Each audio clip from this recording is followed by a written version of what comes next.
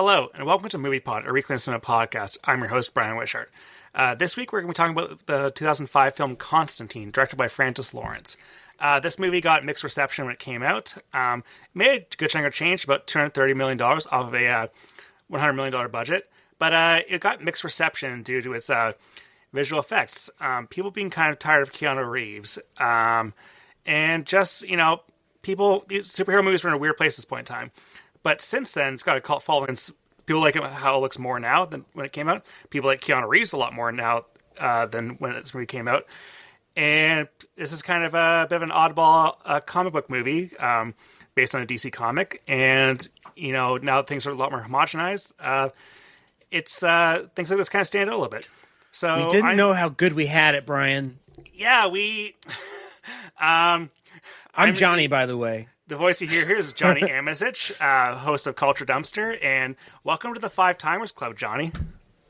Is this my fifth time on the show? Your fifth time, yeah. It's a wonderful my life. God. You did The Thing, and you're on here with Matt and Nick for the bonus episodes on killing Nazis in movies and video game movies. Oh my God. Yeah. Wow. All right. Yeah, suck on that. Whoever's below me on the guests. And, so Constantine. What's your experience with this movie, or Constantine as a character in general? I was aware of this movie when it came out because my cousin really liked this movie when it came out, and I just somehow never saw it until I watched it last week. Okay. So I went into it only knowing that it had Keanu Reeves, and that I remember seeing the cover at the video store a lot and thinking, maybe I should read Constantine, and I never did. Yep. But in a way, I'm almost kind of glad I waited to watch it for the first time until this year of our Lord, 2026, because it is so... I don't know, maybe you're going to get into it, but it's just, it was like a breath of old, fresh air. If that makes sense. Yeah, because this is this came out a few months before Batman Begins, and that caused a whole new shift in how comic book movies were adapted. And the early 2000s, because you can probably say there was the Superman in the 70s, there was Batman 89 with Michael Keaton in the 80s, but the big superhero comic boom came started with X-Men in 2000, and then you get Spider-Man in 2002, and it's kind of a bit of a Wild West era when it came to how the hell do you make these movies. And it's funny because with X-Men, that movie has Joss Whedon rewrites up the wazoo with it, and of course those MCU movies, the very first Avengers movie, that's directed by Joss Whedon. So it's interesting going back to something like Constantine, which doesn't really have the Joss Whedon influence in it as much. No, there's no snark. There is some quipping, but it's not in a Whedon-esque manner.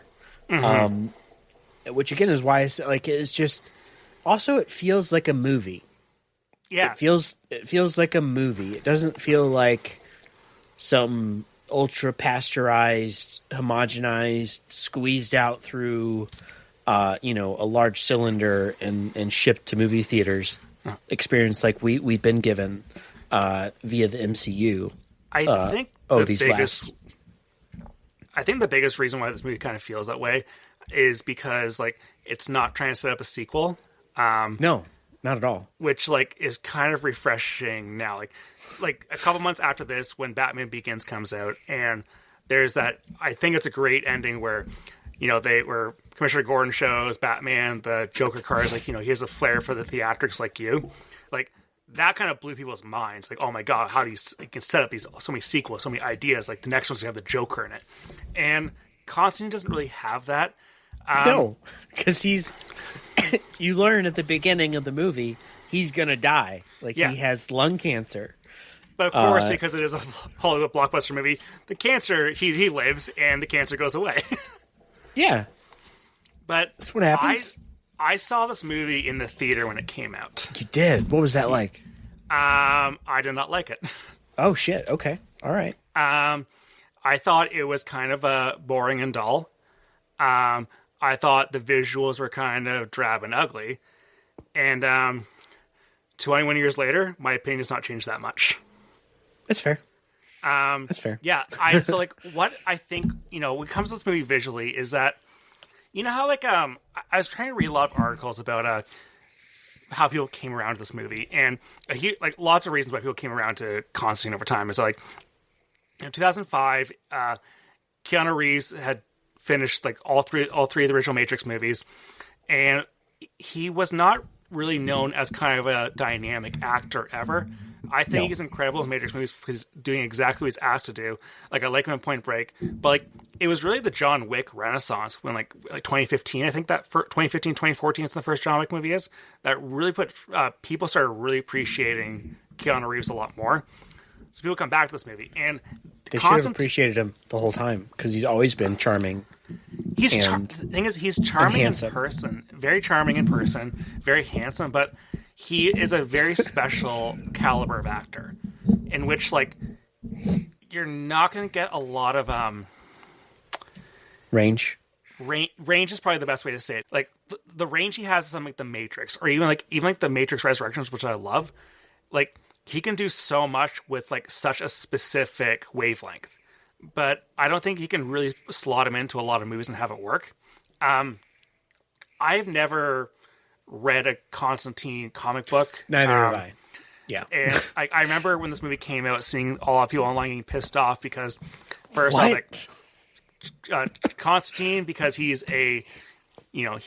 blonde and he's from London, UK. Oh my God. Having him be dark haired with a different colored coat and being in Los Angeles, kind of a bit sacrilegious to people. Hey, Los Angeles is where movies get made. Yeah. They also make movies in London too. Like I don't know. I remember. Do you remember in 2000, because the Casino Royale, Daniel Craig 2006. This is around the time that Daniel Craig got cast as James Bond, and everyone had a meltdown because James Bond was blonde and with blue eyes. Yep. And it's just like, it turns out he's great. Yeah, he's a great actor. He's a great James Bond, and like. Turns out, like, having the specific look does not really, mean much when it comes to acting the character.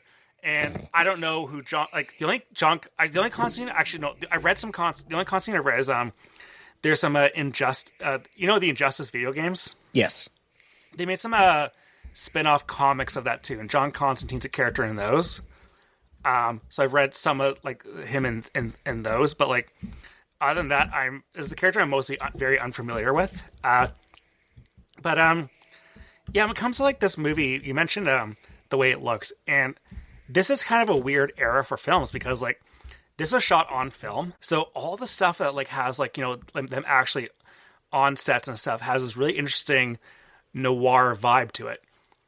But all the digital effects, all these monsters, it's that very like gray, nothing demon look that pretty much every movie would have for a long time. It looks like the cheapest version of an orc possible. I remember I was watching this. I remember when I was watching this movie today, all the demons he fights in hell or whatever is like, oh, these just look like every demon in the video game Doom 3, which I think was the same year or the year before. They just took those same assets and inserted them into post-production for Constantine. Yeah, because I think it was a really easy thing to do for a CGI creation, is kind of just make a gray humanoid thing. And it's very, I don't know, like, maybe in the comics that's what they look like, but they look so generic and dull to me. Yeah, you're right. It looks like a generic enemy in a video game. Yeah. But also, like, 3D animation was still, I don't know if you still call it nascent, but it was, like, still a new medium. And this is when we first, like, really started to get CGI in everything. Like, it was like a requirement. It was like how if you say AI now, you'll just get piles of money thrown at you. at least until that bubble pops. Any day now, please, God. But yeah, like it's like it's the most 2005 ass movie I've seen in a long time. And yeah, I here's the thing. I don't think that it's necessarily a good movie, but it was interesting in some ways, and I didn't hate that I watched it at the end. Like it was a complete story that they told. And there was no, joke about shawarma during the credits that I had to listen to. So that was nice.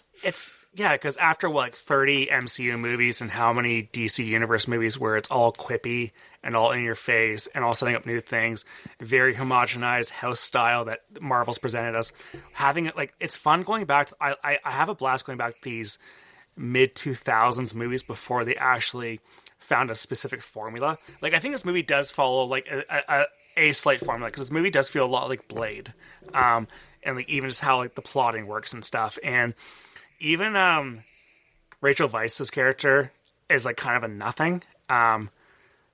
She doesn't really have much. She's a great actress. I think she wins the Oscar this year or next year for Constant Gardener, but she doesn't really have much to do acting wise here. And it's kind of just women. But on the flip side, though, you have Tilda Swinton playing a completely androgynous Angel Gabriel in a fantastic little performance. And but kind of just the Rachel Weisz of it all, kind of this was it's not like the MCU is better with this. MCU is awful with women characters too, but it's okay, this is kind of the mold that we're still trying to figure out how to actually write these kind of characters in here. The fully formed character in this movie is Keanu Reeves, and I think Constantine, he has a lot of he's a well developed character for the sake of this movie. I'm not sure if Keanu Reeves is necessarily the best for the role, but I'm fascinated because they're making a sequel to this movie.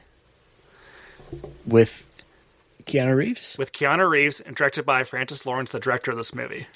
Okay, I think I heard this. Yeah. That's okay. Sure. Yeah. Because everyone likes Keanu Reeves again. There was a period of time where Keanu Reeves was just considered a wooden punchline of an actor. No one was really liking his movies. People say The Matrix was kind of a flash in the pan. He's not a good actor, or The Matrix worked in spite of him. But I think people kind of keep around him. Let's settle down. Let's get off your high horse, people. The movie. Oh my God, people are so stupid. I don't think the Matrix. I remember there's all kinds of the alternative castings for the Matrix. I think Will Smith was considered for Neo at one point, but he was going to be too expensive. And yeah, exactly, awful. It would be terrible. Talk about cheesy one-liners. Come on, get the fuck out of here. Yeah. He's someone like Will Smith is too outwardly goofy. Charming, I think. Charming, goofy, over the top. He'll slap you in the face, but he'll be charming about it. He can't brood properly. Yeah, because Keanu's a very brooding actor, and I think the brooding works well for the sake of Constantine, for pretty much cutting to the chase right away. This is a guy who has gone through some shit. Yeah, he's had a rough go of it. Should we say what Constantine is, what his deal is as a DC superhero? Yeah, so here's what I just get from this movie. I'm not sure if I'm fucking up from the character too, but he was a character that was invented by Alan Moore. Okay. Yep. He makes a lot more sense now. he was a character in Swamp Thing. Okay.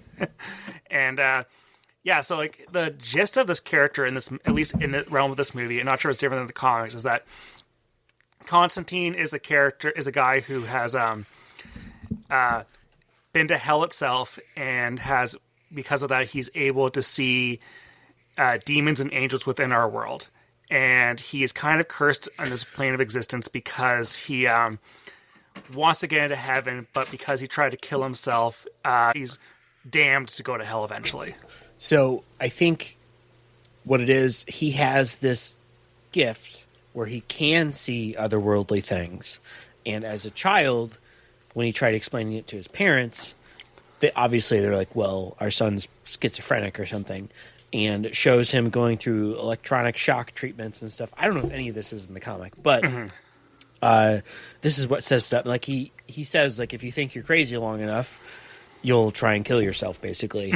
And he was legally dead for 2 minutes, and he was in hell for what felt like lifetimes. Right. And they resuscitated him, and so he's known for his whole life, well, that's what's waiting for me. And then, as you said, he's trying to like send these demons or whatever back to hell to, I guess, buy his way into heaven. Yeah.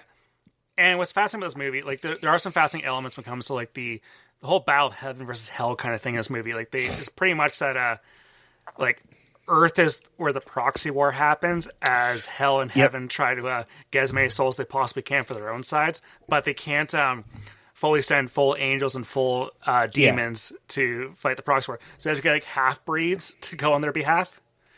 Good premise. Yeah, and that's where we get Tilda Swinton and the demon guy. I can't remember the actor's name or the character. The guy in the business suit. Gavin Rossdale, the singer of Bush's Balthazar. Yes, he looks like Gavin Newsom. He does. Yeah, and Gavin Newsom.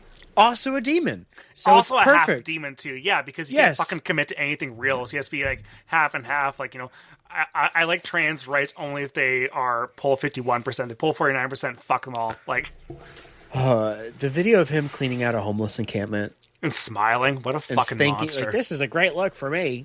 Yeah. Fucking Patrick Bateman, motherfucker. It's kind of great that his approval rating's so damn low that they probably won't be able to run him. Like, they've tried to, like, really launder his image to be like, he's going to be the future of the Democrat Party, and you're a Trump supporter if you don't like him. Oh, I guess I'm a Trump supporter then. Yeah. Like, what an awful, awful person. And, like, it's so funny watching him in any interview because he completely caves no matter who he's talking to. Like, he caved to Ben Shapiro. Yes. Like, he falls apart if you question him on anything. Like, you said this about transfer. You said this about Israel. Do you stand by this? Like, no, I don't. I'm sorry. Like, no values at all. He says it like that too. He says, "I'm sorry," like a Canadian person. Yeah, but like no Canadian politician worth their salt will ever apologize like that. And just like, you know, they just, you know, have you ever watched Question Period in Canada? No. So Question Period is when, like, basically in Parliament when they are debating issues. Okay. And basically it's them just yelling at one another with specific amounts of time. It is so much fucking fun depending on the politician. Like, sometimes some politicians get whole careers based on how their ability to, like, articulate themselves and insult other people. Sounds like British Parliament a little bit. Same idea, same form of government. Okay, yes, I'm picturing it, and now I'm just smiling because I'm picturing people with very pronounced Canadian accents yelling at each other. Yeah, which is how people like Pierre Poilievre, leader of the Conservative Party, for now, you know, he's able to, like, you know, he can be an attack dog in Parliament and be able to, like, you know, get some momentum because he's able to kind of attack issues despite the fact he is only good at attacking. He's not good at being agile as a politician, which is why his party is doing so horrible right now. I hope that continues to be that way for you. Yeah, well, they just Liberals just got a majority government because a bunch of people walked across the aisle, walked the floor to the Liberal Party from the Conservatives. So, okay, yeah. John Constantine, though. John Constantine, yeah. What's his deal in this movie that we're talking about? So I guess the way we start off though is like he's initially trying to, like, exorcise a demon from some Filipino woman. But before we get to that, the movie starts off. We start off in Mexico, and there's, like, a Mexican scavenger, and he's just, like, digging holes and stuff, and finds the tip of the spear of destiny in the ground, wrapped by a Nazi flag. You know what? Himmler, he just dropped it. He just dropped it in Mexico. Yeah. But, like, fell out of his bag. Yeah. But, like, it's so funny. Like, the Spear of Destiny sounds like such a, like, you know, a fantasy video game kind of name for something. But, like, it's so funny that, like, because it's often, like, this is supposed to be the spear that pierced Jesus Christ when he was on the cross. And, you know, there's it's what was supposed to have killed him. Yeah. Mm-hmm. And it has magic powers. Yeah. But, like, you know, I mostly know it as, like, Spear of Longinus because of a Neon Genesis Evangelion. Yep. Which, like, which is a very, very big plot point in that a show that loves Christian imagery. Boy, it does. Yeah, but Spear of Destiny is also Indiana Jones Dial of Destiny. That's what the D.H. Harrison Ford's trying to steal back from the Nazis at the start of that movie. Is that what it is? Yep. Huh. Okay, I haven't seen Dial of Destiny. It's fine. Or no, wait, hang on. Is that the movie or the game? Dial of Destiny is the movie. Okay. I've not played the game. What's the game called again? The Great Circle. The Great Circle, yeah. It's really good. I haven't played all of it, but you get to punch Nazis in the face in the Vatican. That's always fun, yeah. Yeah, so, like, we only see the Nazi flag in this movie. You don't see any Nazis get punched in the face, but, it'd be fun if he was, like, when he was in hell, and, like, the Xbox 360 era piss filter hell of this movie, if he got to, like, snap some Nazi necks or something. They're there. But, yeah, so this scavenger, he, like, gets a spear there, gets a little bit possessed, he gets hit by a car, but he's able to still, like, flee. Keep going. And take it to Los Angeles, yeah. Because this all takes place in L.A., not London, England, which some diehard Constantine fans will get very pissed off at. But yeah, when he's exercising this demon, like, he's driven to the job by Shia LaBeouf, who's the cab driver. His character's and his name apprentice, apparently. Yeah, it's like Chaz Kramer, which is quite the name. I just, like, Shia LaBeouf is on top of the world at this point in time. Like, he was just about to get Disturbia as a movie soon. He's going to be in Wall Street Money That Never Sleeps. Before he got, like, kind of soft canceled for a while. Before getting fully canceled. Yeah. He's, like, he's in something coming up soon, I think. Like, he is coming back, in a way. He was in Megalopolis. Oh, yeah. I forgot. And, like, everyone was in that. Everyone who got canceled is in Megalopolis. There's so many canceled people in that movie. You want to see this boner? That's the only line I know from that movie. I haven't actually seen it. Megalopolis is a blast. It's so much fun. It's so stupid. Well, maybe I'll have to watch it at some point. You should watch it, because Francis Ford Coppola did sell his winery to make it, I feel. Yep. When I saw that at TIFF, I was staying with some friends there, and I got them some bottles of Francis Ford Coppola's wine. As like, thank you for letting me crash on your couch there. So I did my own part to support Megalopolis, on top of buying a ticket for the premiere. Wow. That's Mr. Coppola should write you a letter of thanks. He should. I didn't walk out of the screening, so I did better than like 10% of that room. Oh man. That was the screening I saw. The Megalopolis, the premiere, the North American premiere, was the screening I saw the most walkouts of I've ever been to. And it was harder to get a ticket for that movie, and a lot of people were walking out. That's incredible. That's oh man. Percentage-wise, with walkouts, I think 70% of my theater walked out for Presents. Okay. That's a Steven Soderbergh movie that came out last year. Yeah, with Lucy Liu. Yeah, Lucy Liu. I've seen it. Yeah. So, like, first-person movie told through the eyes of a ghost at a house with some family going through some domestic issues. The problem with that movie, like, I think that movie's fantastic. I like it a lot. But all the marketing's like, Presence is the scariest movie you'll ever see in your entire life. Like, most horrifying movie of the year. No. Which is an awful way to market that movie. And I think everyone who's in my theater expected to be like a straight-up horror movie, which it's not. No. I remember, like, leaving the theater, looking at the poster, I'm like, this poster says the scariest movie in years, which is, like, awful marketing. They just don't understand how are they so bad at marketing their own product? I don't understand. It's baffling, but yeah, I remember the ads for Constantine. The ads for Constantine are pretty consistent with what the movie ended up being. It is a guy solving a mystery and fighting demons, which is the gist of the movie. That's basically what happens. Mm-hmm. And like, yeah, go ahead. Like when he's so like he gets dropped off by Shia LaBeouf at this exorcism. And this exorcism has a lot of like imagery from the movie The Exorcist too, like the girl crawling on the ceiling and stuff. Like, it's definitely aping some of that too. Yeah, she's tied to the bed. And like the demon starts like trying to get out, and he just punches her in the throat. And he ends up like trapping the demon in a mirror and then pushing the mirror out a window. Yeah, it makes perfect sense. This cab. Yeah, sure, like whatever. Like, you know, it's... He told him to move it. Yeah, he did tell him to move the cab, which is you know, it's an interesting opening, but also like, you know, having seen The Exorcist, like, okay, like I kind of get the, you know, it's kind of seems like a bit of a derivative of that, but you know, we also like then we see him go to a doctor's appointment where he confirms that he has terminal lung cancer because he's been smoking like 30 packs a day since he was 15. Yeah. I mean, you know, shit happens. But it shows the X-ray and it's just like tumor. Yeah, he's fucked. Yeah. It's like, oh man, you're not long for this world, Mr. Constantine. I do love that as the doctor's showing him all this, he cracks out, he like lights up another cigarette because like he doesn't give a fuck anymore. Yeah, why would you? Smoke in the doctor's office, fuck it. Yeah. And I love how dramatically he like whips his Zippo out and closes it every time. Like he's so pissed.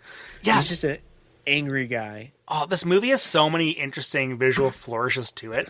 When I say so many, I mean I wish it had more. But like it has enough. It's like, okay, it's keeping my attention visually, but at the same time, it's kind of like it's not quite all there. I think.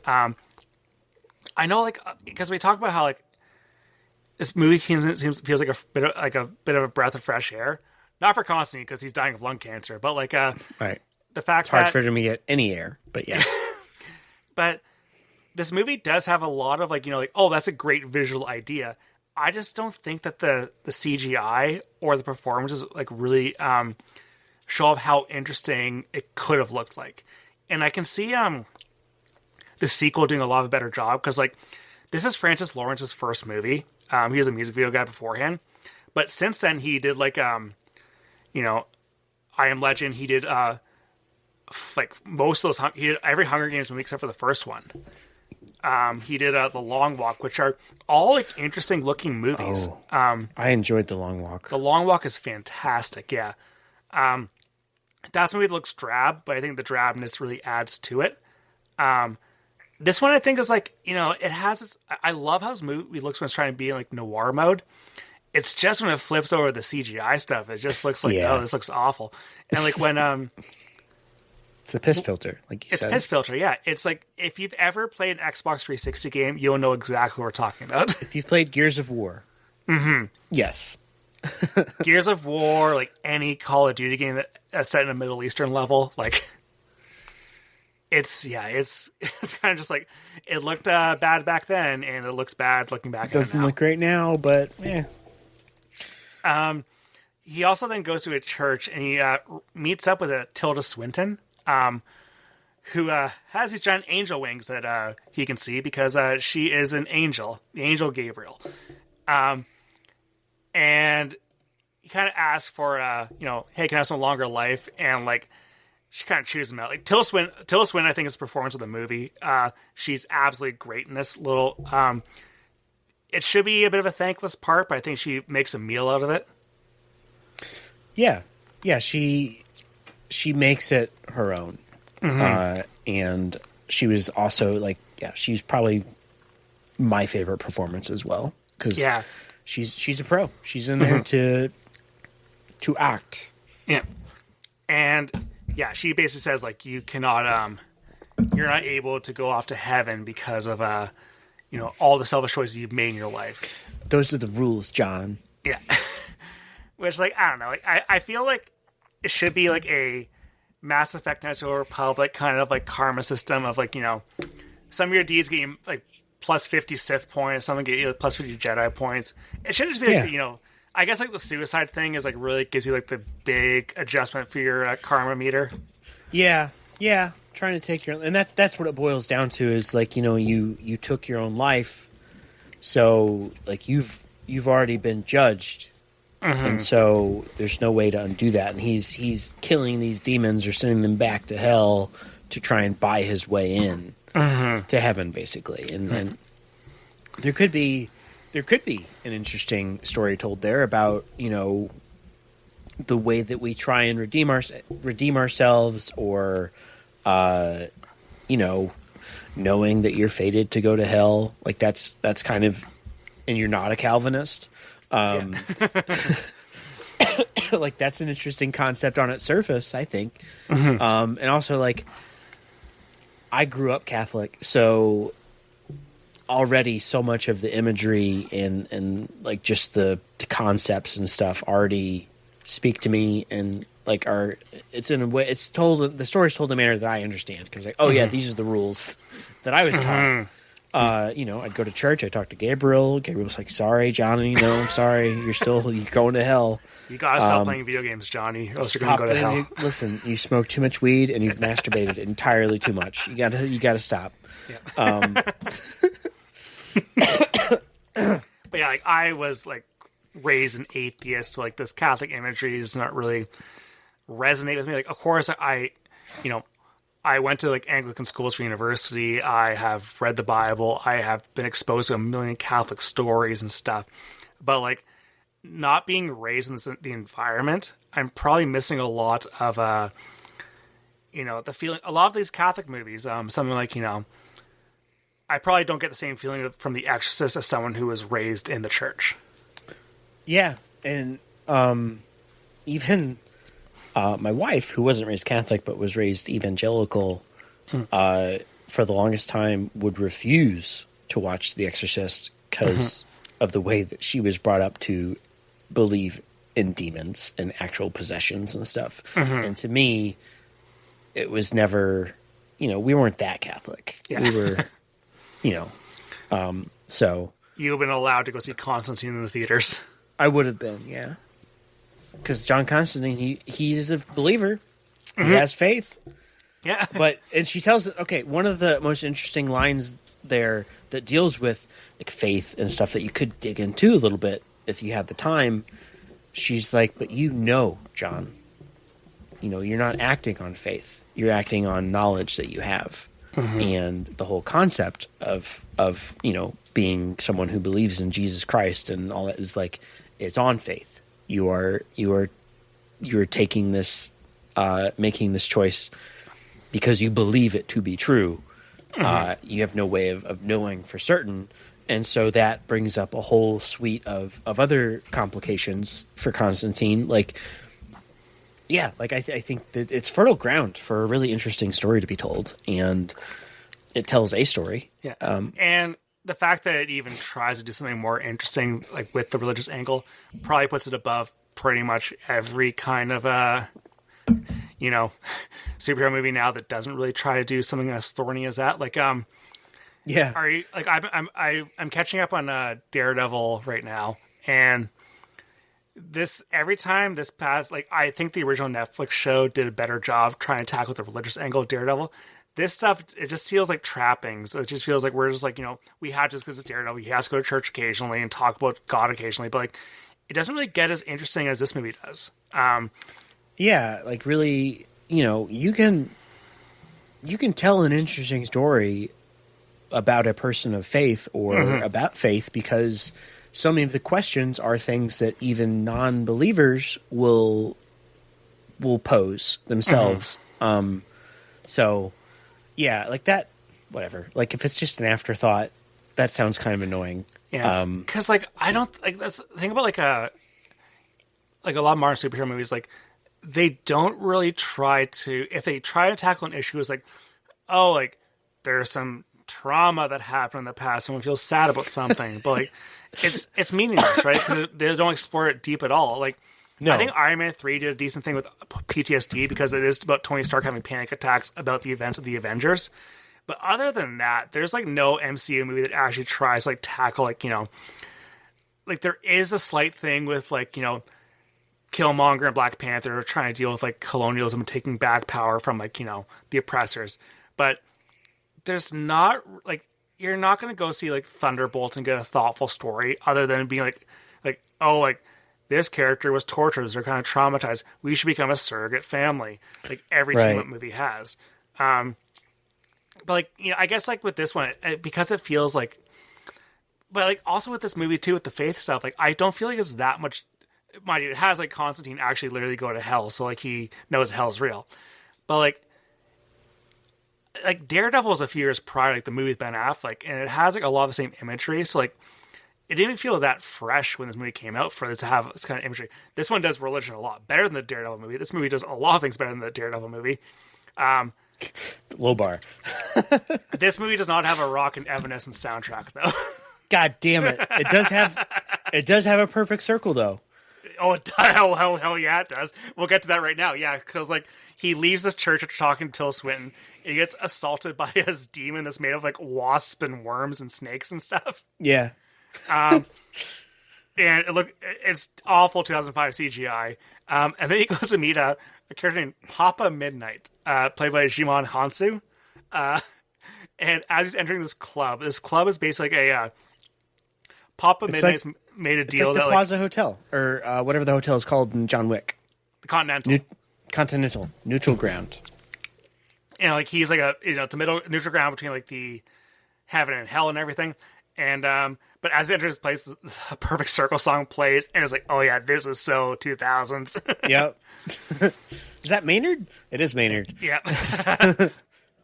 And because he's like seen this demon fight, like he's argues with Papa Midnight. Papa Midnight's such a great name. I'm sorry, it's incredible. Like, I love Midnight. Papa Midnight.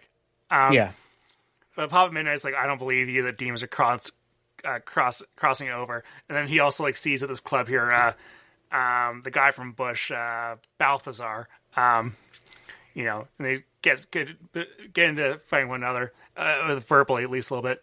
And then we also get to see Rachel Weisz in the movie. She plays Isabel. She plays two characters actually, Angela Dodson and Isabel Dodson. So Detective Angela Dodson, she's trying to investigate the supposed suicide of her sister Isabel, who died at a psychiatric hospital. She believes that her sister would never kill herself because she's a devout Roman Catholic. Even going through security footage as a cop, like she is like, this cannot be her. But she hears her say Constantine's name, so does all her cop things and finds Constantine and asks like to help investigate this case. I mentioned before, I don't think Rachel Weisz is very good in this movie. It's funny because like I was reading that Michelle Monaghan was in this movie, but her scenes got deleted. Monaghan is supposed to be a character from the comics named like Elise or something like that, who is like a half demon that John Constantine basically sleeps with for information. And it's like it's like basically a girlfriend he has. But Francis Lawrence cut the scenes because he felt it was better for Constantine to be a bit of a loner, which I get. Yeah. But I think Michelle Monaghan could have done this character a lot more, because I think Michelle Monaghan can do a lot of outwards kind of more soap opera-y kind of like sadness and such. I think Rachel Weisz is very stiff in this role. Yeah, like you said, she's not a romantic interest. But there's like they try to do some stuff near the end of the movie. It was like, oh, like he moves and like she thinks she's going in for a kiss and stuff, and it feels like so much like of this comic book era, where, like you have to have a slight bit of romance in it, right? And it's just he's so uncaring and unfeeling. Yeah, what I mean by that is like, because she wasn't given the romantic lead or whatever, like it's like they didn't finish filling her out as a character, other than the fact that her sister died and she's convinced that she didn't commit suicide. Yeah. Which, like, you know, there's a lot more you could have done. Which is why I'm excited for a sequel, because I think that Francis Lawrence is on top of the world right now, because like those Hunger Games movies get better and better. Long Walk was a great movie, and Keanu Reeves, like right now, like he's on such a hot streak that like, yeah, no, I'm gonna watch the next one. And like I said, I didn't hate this movie. Yeah. If I rated on Letterboxd, which I probably should, I don't know, I'd probably get like a 3. I'd be 2.5 or a 3. It depends on where I end this conversation at. Yeah. I was like, but like a lot of people like because this movie like has come around, like it got a big like for its 20th anniversary last year, it got a big 4K release, and everyone's buying that and giving it such high ratings. I don't know. I wish I liked this movie a lot more than I do. I like the elements of it that are so different than modern superhero movies, but like, at the same time, it's just like, okay, I don't like this. The parts of this movie I don't like, I don't like for the exact same reasons as I did like back in like 2005. Yeah, I think that's perfectly valid. Yeah. But yeah, so like Angela and Constantine get attacked by some angels, or by some demons, and some flying demons, and they Constantine then agrees to help her. It's like, oh yeah, clearly trying to target you for some specific reason, and they go back to her apartment. Yeah, go back to her apartment, and he's in hell there. Is this the bathtub scene or the bathtub scene later on? This is not. This has submersion in it. So he picks up her cat. Oh yeah. And then she fills a pot with water. Mm-hmm. And then he grabs a chair, hot or cold water, and she's like, it doesn't matter. Yeah. And he puts the water down in front of the chair, and he sits, and something about like he gives this line about like cats are already between planes anyway. Mm-hmm. Like they're already half in, half out. Mm-hmm. And then he submerges his feet in this water, and somehow through looking into the cat's eyes, he's able to like temporarily put his spirit in hell, I guess. And the way it all plays out is, I'm glad that I watched the first half of this movie again before we started. He tells her she needs to leave the apartment, and it all plays out in, like, early 2000s. You have to have some slow-mo in there. She's closing the door to her apartment and turning away, and in the space of time that it takes her to close the door and for it to click shut, he has gone to hell, seen that, yes, his sister is there. She definitely killed herself, and he comes back somehow with her medical bracelet from the psychiatric hospital she was in to say, like, this was her. And he's steaming once he comes back. And that's how he tells her, like, she definitely killed herself. But then there was a ruin that was carved into her arm that he notices too.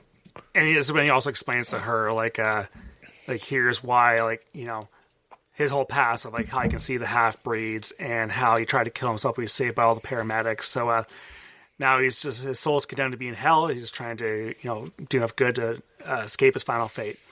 Trying to buy my way into his good graces. Yeah. And they go to Isabel's room at the hospital because they got this little hospital band here now, and they find a clue that points out some prophecy in the Satanic Bible, which is like a funny bit that like the court there's like a Heaven Bible and a Satan Bible. Right, of course, yeah. Yep.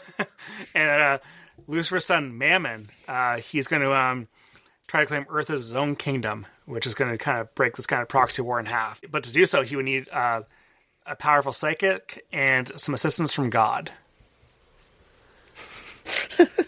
That's all you need. Yep. Yeah.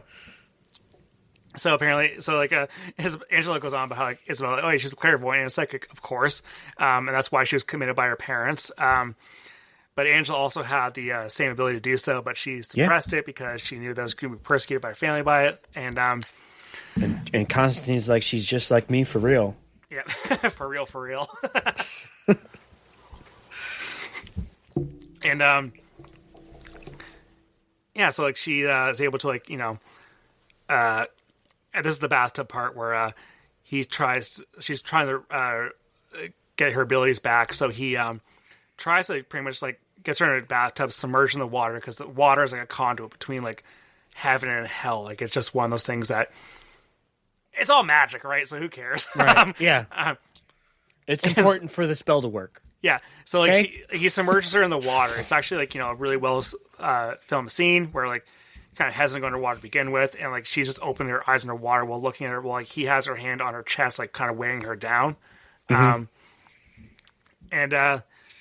Yeah, so then she is able, like, through her abilities coming back, she's able to, like, realize that, hey, this Balthasar guy, he's complicit in this whole big plot here. And then we go back to seeing Balthasar again. And again, sorry, I guess Gavin Newsom is the best way to describe. Yeah. So you go see Gavin Newsom. It's like, hey, like, are you an agent of hell? Which he is. And he says that Mammon has the spear, and the spear is stained with the blood of Christ. So that's the assistance from God, is the fact that the spear is going to have the blood of Christ on it, and that's the divine assistance, and that Angela was going to be the host. And then some unknown entity, just kind of unseen entity, just kind of completely destroys Balthasar and abducts and possesses Angela and turns her into Mammon. I completely forgot about that part. Yeah, so like she goes off, and Constantine is like goes sees Papa Midnight again, which I would hang with Papa Midnight all the time if he was in my life. Just stay there. And says like, hey, like the demons are breaking all the Wager's rules and such. Oh, we missed this stuff with the priest. We did. Yeah. The drunk priest. Yeah. Played by Pruitt Taylor Vince. I love this performance. So like he's an alcoholic. He's a complete alcoholic, and a part where he gets he wears his charm to kind of keep all the voices out. But he drinks a lot of booze to also drown out the spirits too. But he gets attacked by demons. And he's trying to drown out all the voices. So he goes to a liquor store and is trying to drink as much booze as he possibly can, but he'll like have like a bottle of like vodka and like open it vodka or wine, open it up, try and drain his mouth, but it won't go down at all. But, like he'll put it on the floor and it'll drain right out because like the demons are just like not allowing him to block out any of the communication. Yeah, so he doesn't think that he's drinking anything, but in reality he's drinking himself to death. Yeah. Like he is actually consuming all of this alcohol, like multiple fifths of vodka, like, and then he collapses and he stabs a rune into his hand. That's his last thing that he does before he collapses. And Constantine arrives there, uses an ice cube to kind of wash the blood away, and then looks at the imprint of it. And I don't remember the significance of that, but I know that that's two people now that have died that have weird runes carved on their skin. Yeah. And his gadget guy, like his Q, basically. The guy that gives him all of his like his dragon breath and his other toys. Yeah. He lives in the behind the lanes of a bowling alley. Yeah. And he also gets killed. Yeah, I feel like every movie this era had to have some cute gadget guy. Like Triple X had one. It did. Basically, that's what. That's a Bond thing, right? Like that's just because Bond did it. Bond did it, yeah. And there was also Chris Christopherson in the Blade movies. That was his role. He's so great. Yeah, like they made a Constantine video game. Did you ever play that one? No. I didn't even know it existed. A lot of him using that gun. I think like because it's like the gun he has. What's it called again? The Crucifier. So this gun, hell yeah. it's like a shotgun. I was gonna go load up a picture of the Crucifier. It's one of the best way to describe it. All right. Yeah. So it's like I guess biblical names. So it's like looks like a shotgun with like a barrel. For reloading things. The gun's like a cross with like, it has like a cross at the very front of it, on top of it, as like almost like aimed down the sights, but it's like a bit of a scope too, and it shoots fire. Yeah, okay. No, I just found a picture of it. Yes, this thing. I love how stupid this thing is. It looks so fucking stupid. It looks like a rejected Warhammer 40K design. It does, yeah. It looks like a 40K, like some 40K bullshit. There's like multiple crosses on it, like as the design, and like I don't know, like Keanu, like the movie tries to have a lot of actions, especially at the end of Keanu using this gun, looking cool as hell. But I think it looks lame as fuck. Yeah, it doesn't work as well as they thought it was going to. Yeah, but like this is also the era of like the tie-in video game adaptations. So like I never played the game, but I imagine a lot of the games using that gun to shoot people. Dude, I can't believe that was that like a movie tie-in? Oh, of course it was. Yeah. All right, so so Constantine the movie came out in February of 2005. The video game came out February of 2005. Oh my God. It God. came out 10 days later. That's crazy. Okay. I'm looking at... Okay. Do you want to know what the Metacritic score was? 60? Oh my God, that's exactly right. Is it 60? 60 for Xbox, 58 for PS2. Oh man, was there a GameCube version? Because often GameCube versions got like lower rated No, because like they're jank. Nope, just PS2 and Xbox. Wow. Oh man, I kind of miss the era of tie-in video games a little bit because like some of them were good, but most of them were terrible. There was the occasional good licensed movie tie-in game, but few and far between. And what's great about like these games too is that you would have like I can't speak for Constantine, but I'm going to assume that like they may have had the likeness for for what Keanu Reeves looked like, but they might not have had the likeness for the voice. So like you would have someone like pretending to be him despite it sounding entirely different. Oh man.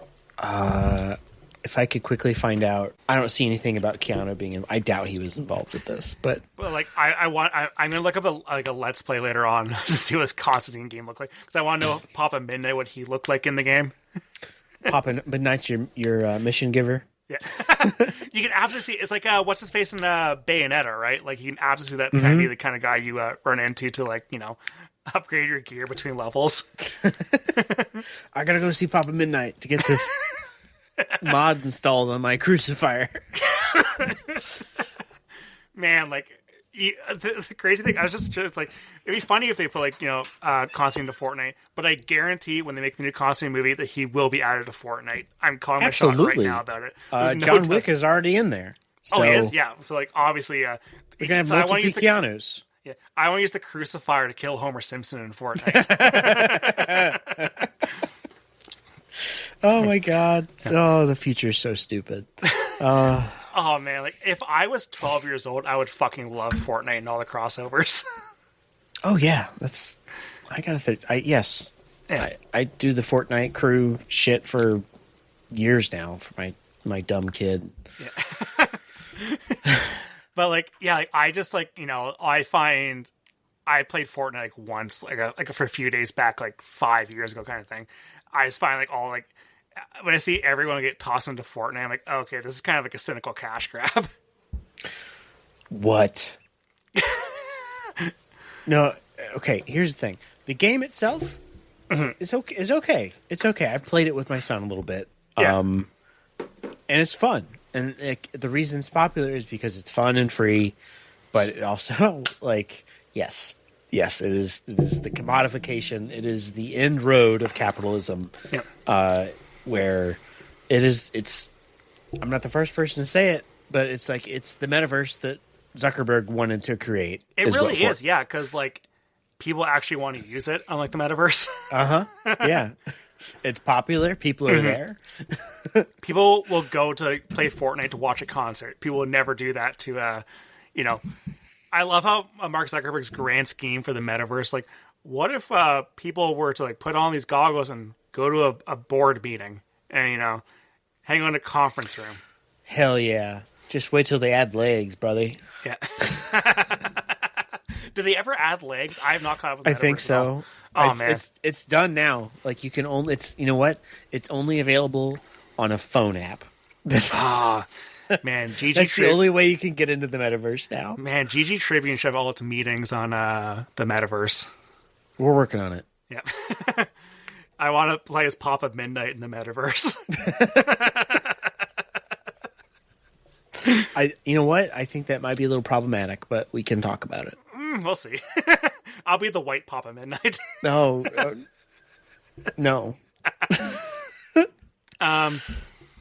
Yeah, so Constantine goes and sees Papa Midnight again, my hero, and he is able to induce himself some visions to see that Angela's at a psychiatric hospital, So he gets Shia LaBeouf, his apprentice Chaz, to drive him to the hospital, and starts assaulting the building. And he battles hordes and hordes of demons to get to Angela, and the hordes and hordes of demons look really bad. It's some really bad CGI. It's just there's no getting around it. You just kind of have to let it. Just accept it for what it is. Yeah. And like, I don't know, like I've always complained about the design of having these kind of just gray humanoids, nothing. Like in these movies, like I remember like Batman vs Superman and Justice League have this, and Suicide Squad have this problem too, where like every kind of these CGI creations just look like kind of like these horde things look like absolutely nothing. They're meaningless. There's not a good design at all. Like the orcs in Lord of the Rings, they all had unique designs to them. Like, you can look at, like, oh, this orc kind of looks a little bit different. But these kind of gray hordes of nothing look kind of terrible. Like, it was like they made one model, and then they just duplicated it. Yeah, and, like, it feels like a copy and paste. Okay, here's one visual effect that I did kind of enjoy, and that is whenever... I know we're, like, towards the end of the movie, but back towards the beginning, whenever he first goes into hell... there's just a camera panning, like a panning shot that shows, like, it goes down, I think, and it shows all of these, like, people writhing and just, like, having a bad time, and then it continues to zoom out, and it's, like, happening inside of the skull of a demon. Mm-hmm. That was cool. Yeah, there's some... I like, when the camera work does nifty things like that you can tell they probably came up with, like, when they storyboarded it, it probably looked really cool, but, like... The design, the CGI itself was just not there for it. I'm not sure it'd be there for it now either. No, but it's not. But they had, again, like this movie has a lot of creative ideas. I don't think they implement them a lot or too well most of the time. But yeah, like but the fact that this movie has, like, 20% of it has great visual flourishes, which is a lot more than, like, I don't know, Fantastic Four or whatever latest Marvel movie now. Like. Yeah, like it shows. That's what was so. It was what made it interesting to me, is because, like, it did feel not. It was of its own thing. It wasn't part of this. You weren't looking at a style guide for making a Marvel movie or whatever. Yeah. Like, like you don't have to. It doesn't have to share the same design language as something else. It's its own contained thing. Which is the exciting part of this era of superhero movies, where, like, there was no set mood or model for it. Because, like, once the Avengers hit and then DC started copying what Marvel's doing, like whole cloth, like, everything just became the exact same. Yeah, and, like, I think, like, I'm wondering, like, would they ever have let Sam Raimi make a Spider-Man movie? Ever.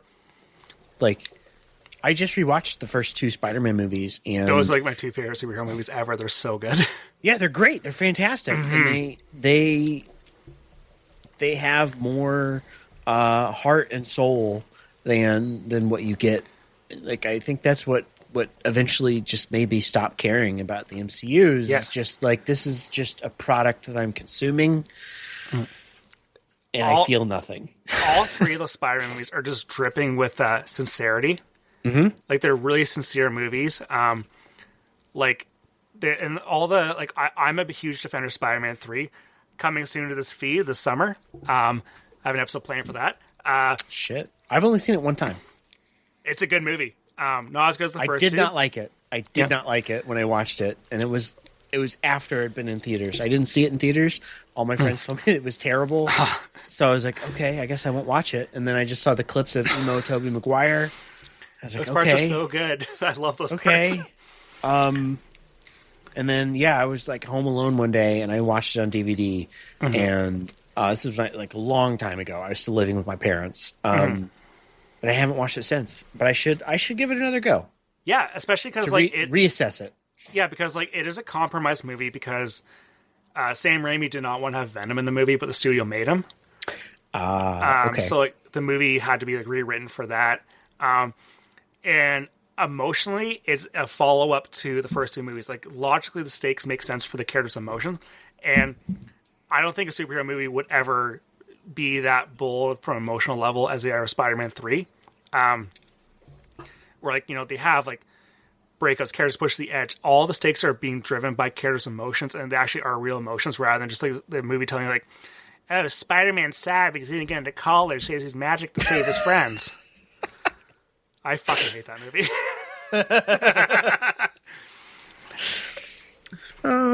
But like, you know, and that's the thing like I kind of miss, like the MCU movies, and like one thing I like about the Guardians of the Galaxy movies as well as the James Gunn Superman is they are sincere movies. They're not as ironically detached as every other MCU movie is. This movie, Constantine, like it's funny because it's detached, but this is not a sentimental movie. No, it has emotion to it, but like it doesn't really have. Yeah, so it's not just like you know, you can't really compare this to something like Spider-Man, which is just so dripping with sentimentality and on purpose. This one it's cold, but it's purposely cold. Yeah, it fits the character of, at least the character of John Constantine that I know from this movie. Yeah,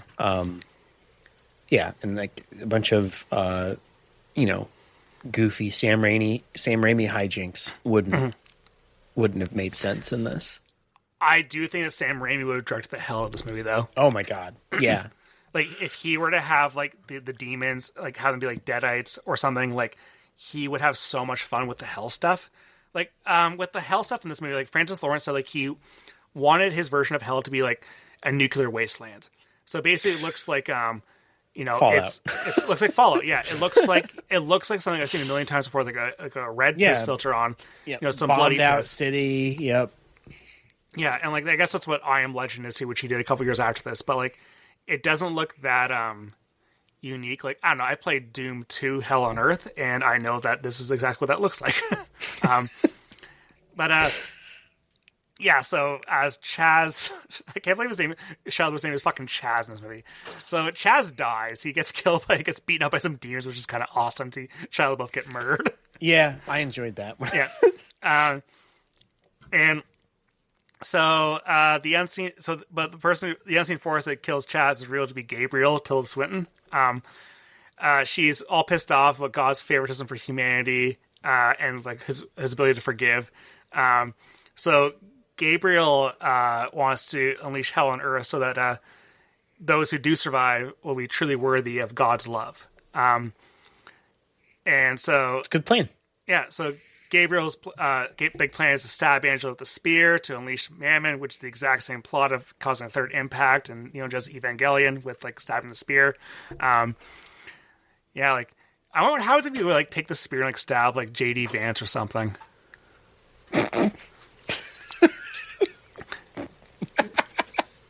Hey, he's a bad Catholic. But like he probably part of him probably thinks like if I'm a good enough Catholic, I will become Jesus Christ. He probably has that level of knowledge of the scripture. Oh my god. No. He told the Pope to check his theology. It's so fucking. This feud is so good. I love how Trump said that the Pope is soft on crime. Yeah, soft on crime. Do you think the American Pope there watched Constantine in the theaters? Yeah, I think so. I would love to like ask a Pope, like, hey, what did you actually watch The Exorcist? What did you think of The Exorcist? Yeah. Let's talk about it, the cinematography. Yeah. But yeah, so Angela's like in a pool there trying to kind of recreate the spot where her sister committed suicide. So she's going to get stabbed with a spear there. And Constantine has mentioned many times before that the devil hates him so much that Lucifer will personally come to collect his soul when he dies. Which is like a great. I love that bit so much where like, yeah, the devil fucking despises me. He wants to be there to like, you know, take me away. So Constantine slits his wrists, and time kind of just pauses, which looks really cool. It's like glass kind of freezing in the air that Gabriel had broken, and Lucifer shows up, played by Peter Stormare. It's a good performance. I feel like when Stormare and Swinton kind of add a lot of the two of them together kind of really add some life to this movie in a way that Keanu Reeves cannot do just by the way he is as an actor. And he's not that kind of actor. Like, yeah. You get Peter Stormare in there, and I'm like, yes, I believe that this man is the devil. Mm-hmm. Did you play Until Dawn? No. Did you watch the movie Until Dawn? No. Okay, well, the character he plays in is kind of like an evil psychiatrist, pretty much. I'm sold. Yeah, he's good. He's good in both of them, and like it's kind of cool because it's the same universe, the game and the movie. Yeah. Okay. Yeah, I'd actually recommend them. I forget if you have a PlayStation or not, but they're fun. I do. I do have a PlayStation. Until Dawn's a fun one. I think I own that game through PlayStation Plus. Yeah. That game has a cool mechanic where, because the gyro and the controller there's parts where the game wants you to stay still or else like a monster will attack you. So you have to hold your controller dead still or else like if you move it at all. That's kind of diabolical. I like love that. it so much. That's pretty cool. Yeah. So so the devil, Lucifer, Peter Stormare, he has a great long talk with Constantine about like, what he's planning on doing, and ultimately like Lucifer decides like, all right, so I'm gonna give you a second chance to fail, Constantine, because like you hear so much about second chances in life for redemption and stuff like that, but he just believes that Constantine is going to keep fucking up again, that he'll be able to fail again. So he banishes his son back to hell, and destroys Gabriel's wings, Tilda Swinton's wings. The wings in this look goofy as hell too. I don't think a little bit, yeah. Great. And he asked for Isabel. Constantine asked for Isabel to be sent to heaven. So Isabel gets like released, and Constantine's back in hell. But because of his soul is sacrifice, or did I fuck it up with the second chance in hell? I think it might. Oh, that might be the something else to read on. But yeah, because Constantine ultimately decides to save Isabel, he switches places with her in hell, but his sacrifice is so selfless that he gets uplifted to heaven, and you see all kinds of demons kind of like reaching up and trying to get him as he's like lifting up there. And he gives him the finger. Gives him the finger, yeah. And this is where Lucifer decides, like, all right, you get a second chance at failure again. So you will, in time, be trapped in hell. And Constantine comes back, and all like the glass in slow motion comes back around, and Constantine punches the hell out of Tilda Swinton, who's now mortal, and gets Angela, and Angela is able to secure the spear tip, and that's the main part of the movie. Constantine kind of saves the day and stuff. They kind of have an almost kiss, but he kind of walks away. It's a charged embrace. Yeah, charged embrace way to describe it. And it just feels like such, like, you don't know how to write women characters, but you had to have one in the movie. So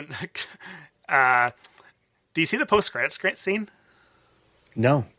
So the post-credits scene is that Constantine goes to Chaz's grave, and he sees Chaz, Shia LaBeouf, in an angel form, who lifts up and flies away. Fantastic. It's so fucking stupid. Oh, that's great. That's... Wow. Yep. And that's Constantine. So the movie got mixed reviews when it came out. It made... what did I say here? The movie made $230 million off a $100 million budget, so it was a box office success. But after The Dark Knight came out, after Batman Begins came out later this year, a few months later, it kind of completely shifted the paradigm on how superhero movies got made. Like, it completely shifted, because you get Batman Begins in 2005, like, oh, people want dark and gritty things, more grounded, realistic things. And then in 2008, you get The Dark Knight and Iron Man, and that completely shifts everything again. That you don't make these kind of like constant kind of superhero movies anymore. And then things were just that way. And I've been that way forever now. Yeah. Going on 20 years. Yeah. Which is crazy. Yeah, and I can kind of see how this movie got a cult following, because again, like, this movie has some interesting visuals, interesting tones to it. And people it stands apart.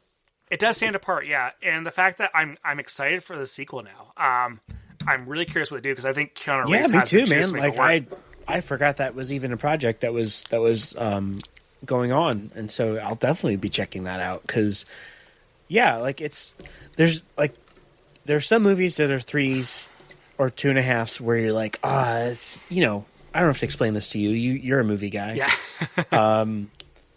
Yeah. There's that little nugget of something that could be great, or it does interesting things, but it strikes out or doesn't execute so well in other regards that brings its overall, impact down. But I'm excited to see, like, now that both Keanu and what's the director's name? Francis Lawrence. Francis Lawrence has so much more experience under his belt. Like, yeah, let's do it. Because I feel like it's also like they've announced it's going to be like DC Elseworld, which means it's not going to be tied into the DC Cinematic Universe.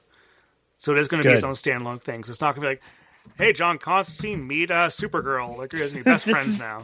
So thank fucking God.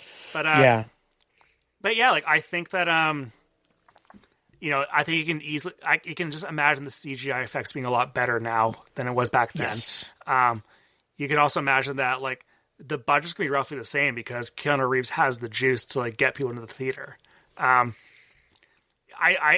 stoked to see what they do next with it because like I think that there's a lot of interesting ideas in this movie. I don't think the movie is a total success. I think it's sluggish at times. I think it's ugly at times. I don't think Keanu Reeves is that great in this movie, but I think that Keanu Reeves now as an actor is a lot more interesting than Keanu Reeves was as an actor in 2005. Yeah. I think I agree with all that. Yeah. Any final thoughts on Constantine? No, I think I got them all out there, man. Yeah. I'd say it's worth a watch. Mm-hmm. Yeah, I would absolutely say. I think it's fun to go back to all these mid-2000s. Like, this is way better than Catwoman. This is better than Daredevil. This is better than Elektra. Maybe not as good as as a couple of those X-Men movies, but like I think this is like an interesting. It's fun watching something that's standalone, right? Like it's not trying to, we're not saving a hero for the sequel there. You see the devil in this movie. You see like I don't know, they'll probably cast like Bill Murray as God or something in the next one or something, but like great. It's not just we're making a Constantine movie. Maybe there'll be a sequel down the line. We'll figure out the sequel after the movie comes out. We're not going to just set it all up right now because like that's just what movies do now. It's too bad because like the DC movies have the big problem, especially too with the Zack Snyder like Batman movies and Superman movies, is that like, all right, the better movies coming out next time. We're gonna they're which is always the annoying promise of those movies. Yeah. Like next time, bro. I promise. We'll have Darkseid in the next movie. Trust us, Justice League will be such a success. We'll have Darkseid as the big bad next time. We'll explain this in the next movie. This one just has all the character development in the one movie. It's a complete story with complete narrative arc. I just wish there was a little bit more oomph to it in a way. Yeah. And I could see like this movie. Like I don't know. I don't think this movie is as great looking as a lot of people say, but I think it has a lot of interesting. So it has some interesting cinematography flares to it. I think it has some interesting, when it's not CGI stuff, it has an interesting noir vibe to it. Yeah. But it's, it feels like a movie that doesn't feel like another superhero movie, which is kind of refreshing. Absolutely. It's, yes. Yeah. A breath of fresh old air. Mm-hmm. Another fun fact about this movie is it was initially going to be one of the first HD DVD released movies. Oh, man. That just unlocked something in my mind. Yeah. Did you ever watch an HD DVD? No, I never did. Yeah. Neither did I, because no one actually... Because I remember when it came out, that was like, you had to buy an Xbox 360 attachment with the HD DVD player. Yep. But that was the same time everyone's Xbox 360s were failing because of the 3 red rings. Yeah. How about you just make a console that works? Exactly, yeah. So like I didn't want to fucking buy that. So everyone's buying like Blu-rays instead. So this wasn't one of the earliest HD DVDs. They ended up delaying it, which might have been because of the all the Xbox errors. But man, Blu-ray 1, and HD. This movie's on 4K Blu-rays now and has like a pretty interesting looking set too with a lot of special features to it. So I'd be curious to listen to like an audio commentary to see what happened with this movie. But I'm curious for a sequel. I'm glad to revisit this movie. I wish I liked it a lot more than I did, but I think this movie is just fine. Perfectly cromulent. Yeah. So thank you so much for joining me, Johnny. Thanks for having me. Anything you want to plug? Yes, go to patreon.com/culturedumpster and go to ggtribune.com for video game comedy. You describe GG Tribune. GG Tribune is a new video game comedy website that has some of your own writing on it. It does. As well as some of my own writing. And it's a new comedy website, video game comedy website from people who used to write for Hard Drive, including one of the editors. And you should check us out. And if you like what we do, please subscribe to our Patreon so we can pay people to write stuff for us. Mm-hmm. Yeah, so you can definitely check me out on GG Tribune as well, because I have some writing up on there. So you can follow me on Twitter, Blue Sky, and Letterboxd at BWishart. You can follow MoviePod on Twitter, Blue Sky, Instagram, and YouTube. I don't know my episode is going to be for next week. Until next time, take care.